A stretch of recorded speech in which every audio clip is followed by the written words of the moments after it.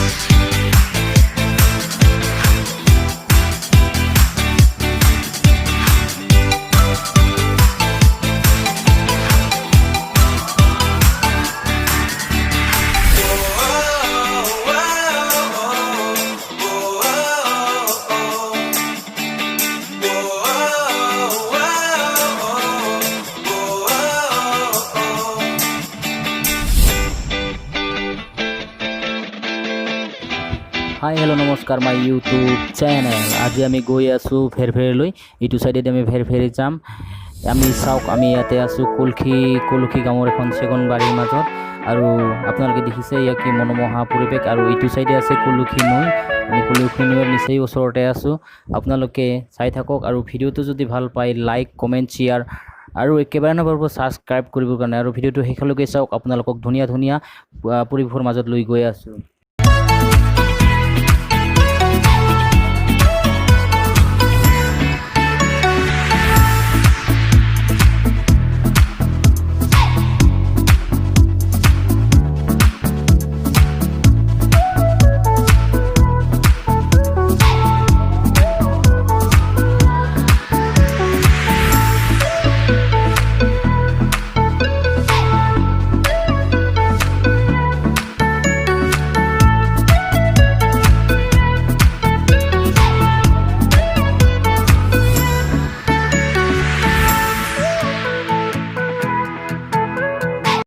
এয়া দেখিছে আপোনালোকে বিলাতী বগৰীৰ বাগান।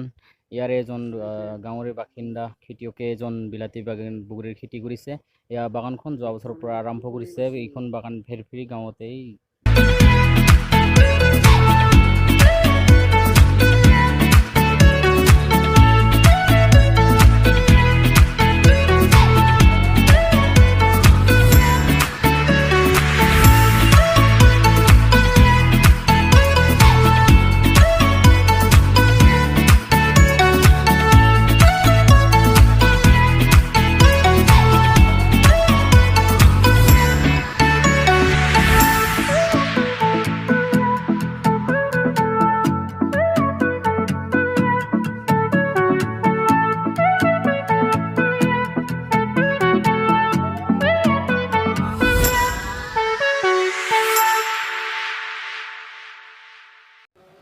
এই আকৌ কাৰ দোকানত ৰাহুল ভাইটিক মই মিঠাই ল'ব পঠাই দিলোঁ।